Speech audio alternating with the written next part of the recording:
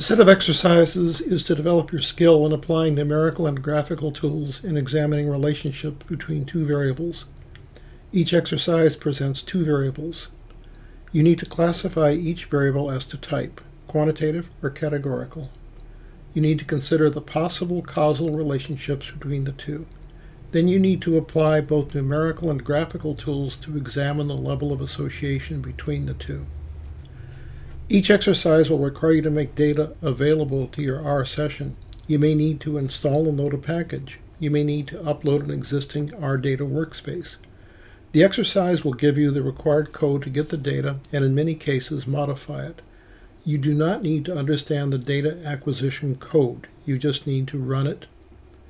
To modify the data in preparation for your exercises, I frequently use tools from the Tidyverse. You should not feel that you would have to mimic or explain what I've done. You do need to understand the result. As you work through these exercises, you should have another tab in your browser open to RStudio Cloud with a script window ready to accept code copied from the exercises. You should use R commands such as structure, summary, and head to get a feeling for the data set you're working with. It is important that you do the exercise before looking at the solution and listening to the instructor's explanation in the accompanying video.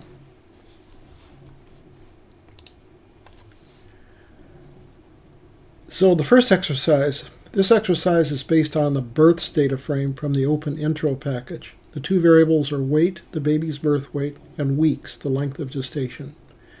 And the following code will make the package Open Intro available to your session. If it is not already installed in your machine, the code will install it.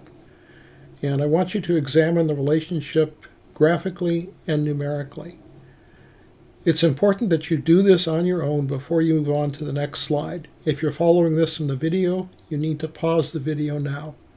Use the two vertical bars in the lower left corner to pause. Resume the video and go on to the next slide only after you've done the exercise. You've paused, okay, I hope. I'll wait a few minutes. Please pause.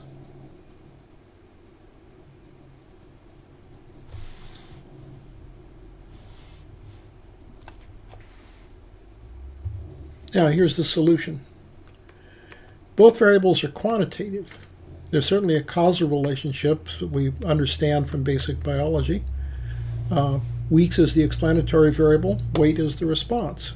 The appropriate tools are the scatter plot, the correlation coefficient, and the linear model.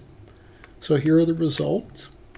Plot birth dollar weeks, comma, birth dollar weight. In the plot command, we put the explanatory variable first, then there's a comma, then there's the response variable. And that puts the explanatory variable on the horizontal axis and the response variable on the vertical axis. And we can see that as we move to the right, that is with longer, more weeks of gestation, the baby's birth weight goes up. Correlation coefficient confirms what we observe in the scatter plot. 0.68 is a moderately strong positive correlation.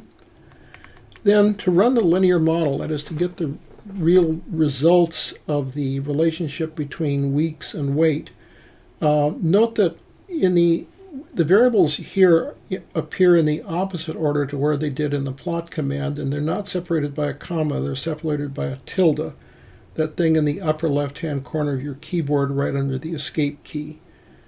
And we usually read the tilde with the words as explained by. And here is the summary of the model. The most important result, well, there are two kind of important results that you see in the summary. One is this number 0.37. What that tells you is that the increase of 1 week in gestation tends to add 0.37 pounds to the baby's birth weight. The second important number, the one I'll focus on, is that if you were to use this model to predict a baby's birth weight, your typical error would be roughly 1.1 pounds. Okay, so here I've just repeated the observations that I've just given you after looking at the summary. So stop now. Don't go ahead. Don't go ahead to the next question until you've verified that this looks like what you did, or if it doesn't look like what you did, make sure that you've understand what I did now. Okay?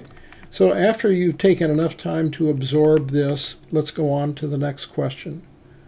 Okay?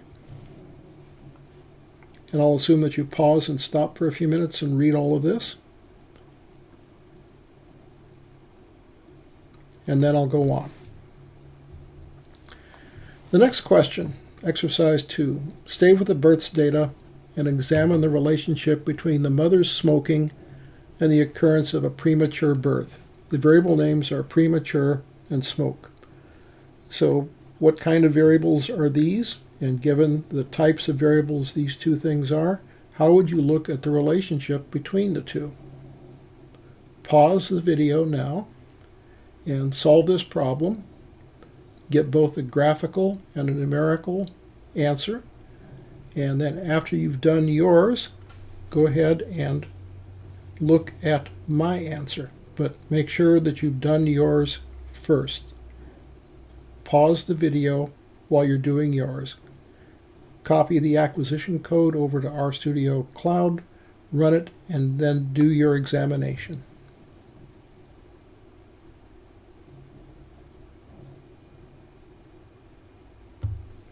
Okay, here's my solution. Both variables are categorical. The appropriate tools are a table produced by Crosstable from the gmodels package and a mosaic plot from Base R. So this is the code that will get the gmodels package for you if you don't already have it installed and loaded. And if it's not on your machine, this code will bring it from the internet to your machine. And then let's look at the gmodels output. You need this decoder box to understand the 5 numbers that are presented in each cell of the table. And first, let's look at the breakdown of the mothers as to smoking or not. This says that 33.3% of the mothers were smokers and 66.7% were non-smokers. And then the critical numbers that we're looking at are these two. This is the number of premature births to non-smoking numbers, non-smoking mothers divided by the total number of non-smoking mothers. 13%. That says if the mother is a non-smoker, the probability of a premature birth is 0.13. And if the mother is a smoker, the probability of a premature birth is 0.16. So there is some difference there.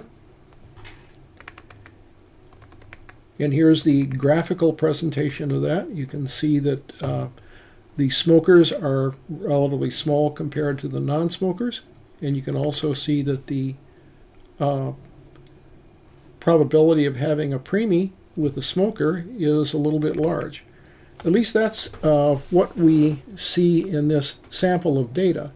Now, when we get to the chapter on statistical inference, we'll look and we'll see if this big a difference might have been caused by just random fluctuations. In other words, just the luck of the draw with the particular mothers that we looked at. Okay, so again, while we're here, make sure that you understand this stuff that I've done. If you didn't do it that way, try to redo what you did over in RStudio Cloud and see that you get the same results that I did. And after we do that, you'll be ready to go on to the next slide. But I'll stop talking for a minute, let you pause this video so that you can do what I just asked you to do.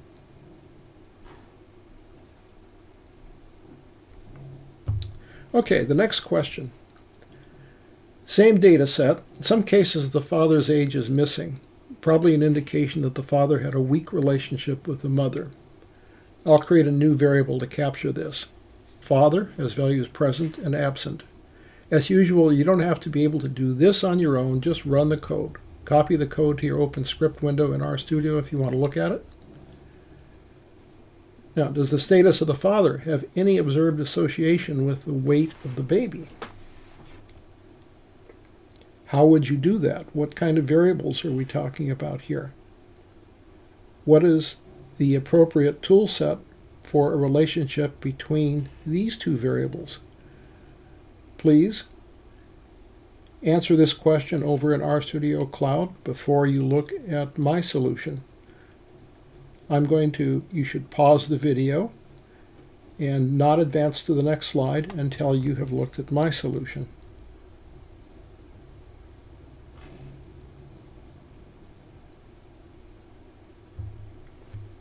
Okay, here's my solution. Father is categorical, weight is quantitative.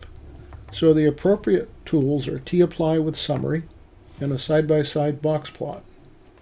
Here's the tapply. Notice that in tapply always has 3 arguments.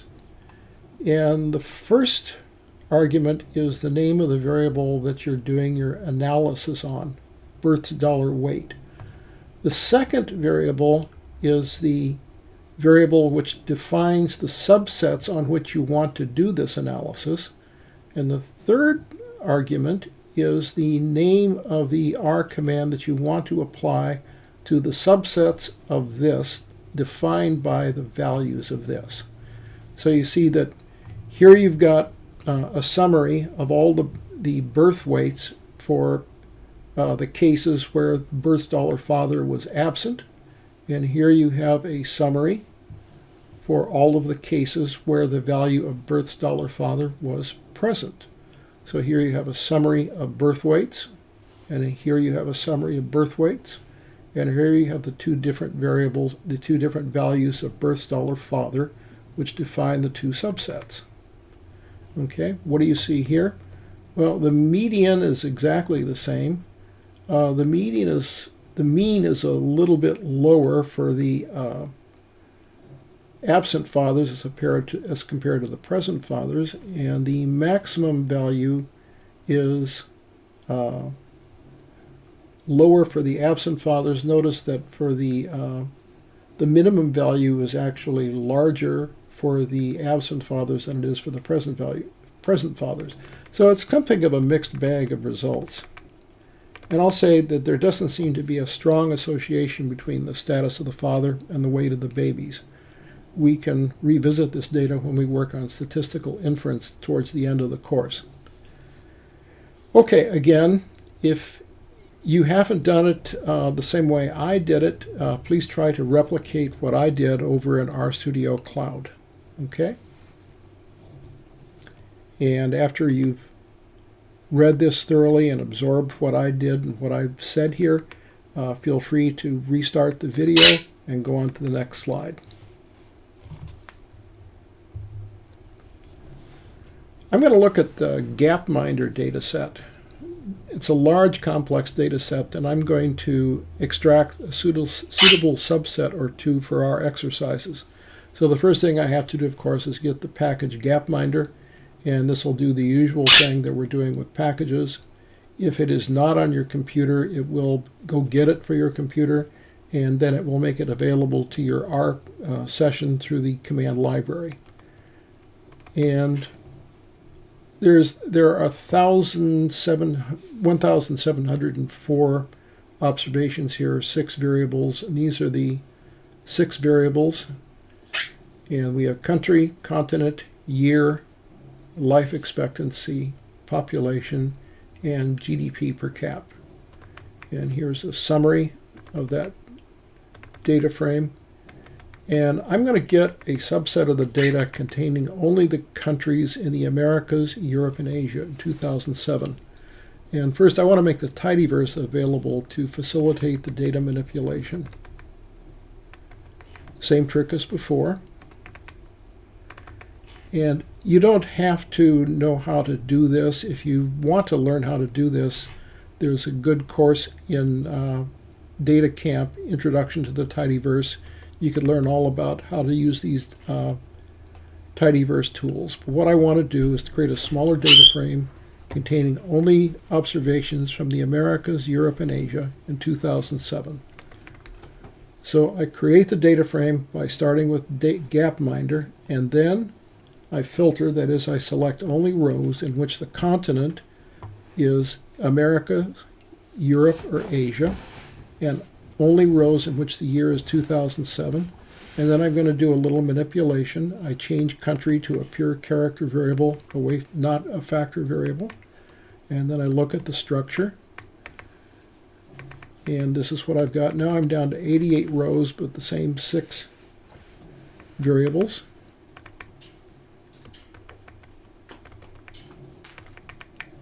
Okay.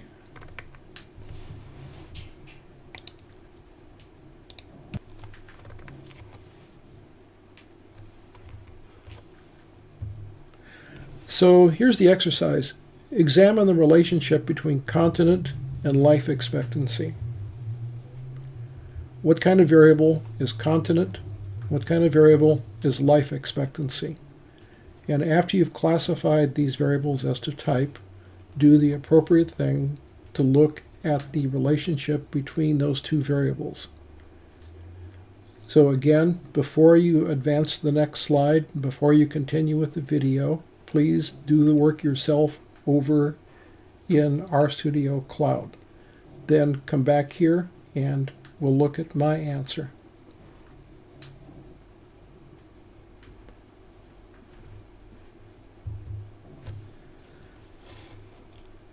Here's the solution. Continent is categorical, life expectancy is quantitative. So the appropriate tools are the side-by-side box plot and t-apply with summary. So here I've got the box plot, life expectancy, as explained by continent. And we can see that Europe looks the best of all of the continents. Asia has a very wide variation from the worst case to the best case. And the Americas are somewhere in the middle. And we see the same thing in the summary. Here's the summary explanation of life expectancy in the cases where the continent is Americas. Here is the summary of life expectancies where the continent is Asia. And here is the summary of life expectancies where the continent is Europe. So the observations confirm what we see in the box plot. Europe has the best life expectancies overall. Countries in the Americas have moderately good life expectancies. Asian countries have both the best and the worst. Okay, absorb what you're seeing here, and if you didn't do it this way, redo it this way. And then we'll go on to the next question. But read this carefully first and make sure that you absorb what I did and what the results tell you.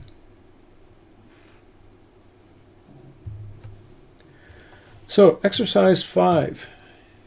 Using the data from the previous experience, what is the relationship between per capita gross domestic product and life expectancy? One might assume that higher income countries would have longer life expectancy. So how do you classify these two variables? And given the classifications of the two variables, how do you look at the relationship? Pause the video. Don't go on to the next slide until you've solved the problem over in RStudio Cloud.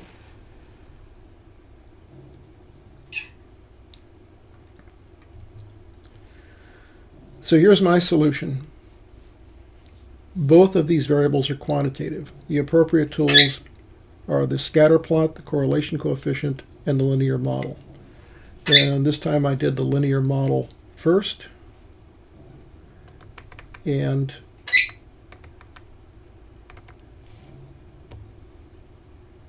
what the results tell you here, the GDP per capita is measured in dollars, and this coefficient is 3.327 times 10 to the minus fourth. So considering the units, let me give you a reasonable interpretation of this. This says that an increase of $10,000 in GDP per capita would tend to add 3.3 years to the typical life expectancy expected from that. And the residual standard error, 4.476, that tells you that if you were to use this model to predict life expectancy based on GDP per cap, a typical mistake would be 4.45 years, 4.48 years.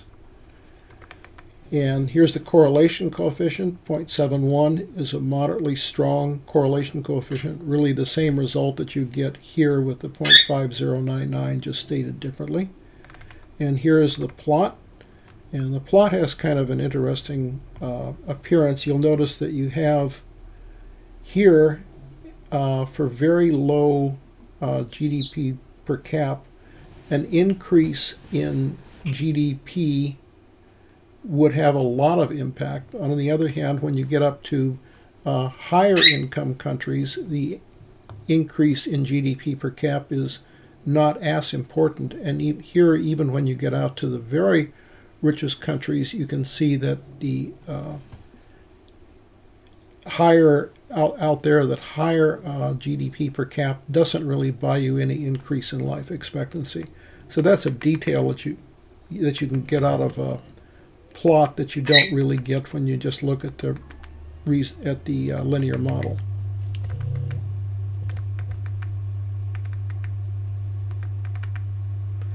But I'm kind of curious about the details of the result. And the next slide uses some advanced R methods to allow a closer examination of individual countries. You're not expected to master these methods for this course. But before you go on to look at the next slide, make sure that you have actually done things as I have done them, using the appropriate basic tools for examining the relationship between two quantitative variables. Okay, then let's look at the more interesting things.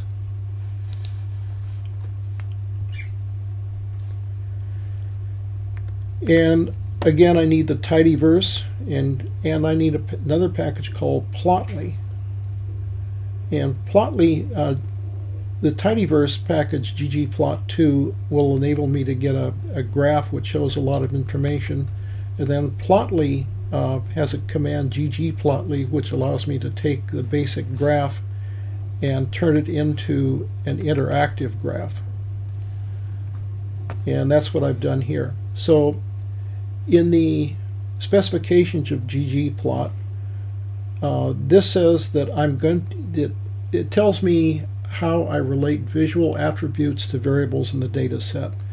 X is GDP per cap. That says that GDP per cap will be represented on the horizontal axis, and life expectancy will be represented on the vertical axis. And then I did some other things. Color is continent. So if you look at the things in this graph, you'll see that the continents are color-coded, so every dot is identified with color as to what continent it comes from. And then group equal country is a little trick I needed to make country available when you do the hover over a point. Size equal pop says that the size of a point increases with higher population size. And then I put a title on it, and now I've got this graph to look at. And there's a lot of interesting information here. First, you can see the facts about, let's look at Asia first. Asia, as we said, has both the highest life expectancy, and in 2010 that was Japan, and the lowest life expectancy, and that was 59 years in Asia, in the country of Iraq, which is considered part of Asia. And Cambodia had about the same, 59 years in Cambodia or Iraq. On the other hand, you have Japan up here with 82.6 years. Europe, as you can see, is in the middle. And the countries of Europe are neither very large nor very small. Well, some of them are really small. Here's a really small one. What's this? That's Albania, has a life expectancy of 76 years. Over here, there's Norway, which has a life expectancy of 80.2 years. But they're kind of in the middle. And then you see the really big countries. Well, the bigger countries are the bigger dots. So this country right here, United States, has a life expectancy of 78.242. And you'll notice that for a relatively high income country, that the United States is kind of low in life expectancy. The country in the Americas that has the best life expectancy is right here. It's Canada, with their Canadian health system, which definitely works better than ours. So that's, you can spend a lot of time looking at the various dots on this graph. It's ggplotly is a really great tool. Hover over a point in the graph to identify the countries and the values of our variables. So after you've spent your time playing around with this, go ahead and let's advance to the next slide. And I decided to go from relatively deep, meaningful material to absolute trivia. And the Open Intro package has a data frame called burger. And the two variables are best burger place and gender. And the data is from a survey of 500 individuals done in 2010. See the Open Intro package for a reference. There are two variables. Best burger place is the person's favorite burger place. Gender is self-explanatory. So again, we want to look at the relationship between these two variables. And kind of some interesting pre-questions. Do men and women feel the same way about the best burger place? What is the best burger place? And what kind of variables are these? Well, they're categorical, so decide how you're going to look at the relationship between these two. And then after you've done yours, after you've looked at the relationship yourself over in RStudio Cloud, but only after you've looked at that relationship on your own, do I want you to go ahead and look at the my solution. So I hope you've got the video paused, and I hope you haven't gone on to the next slide yet. So the solution, both variables are categorical, and the appropriate tools are CrossTable from the gmodels package and MosaicPlot from base R. So first make sure we have the gmodels package. And again, this will get the gmodels package. It'll bring it to your machine if necessary, and then it'll load it into your R session with the library command. And here are the results. And if you look down here, the column total, that tells you what the best burger place is. And it's real obvious that the winner was In-N-Out Burger. And I'll do a mosaic plot, and in the mosaic plot it really leaps out at you that In-N-Out Burger was the favored burger place with both genders.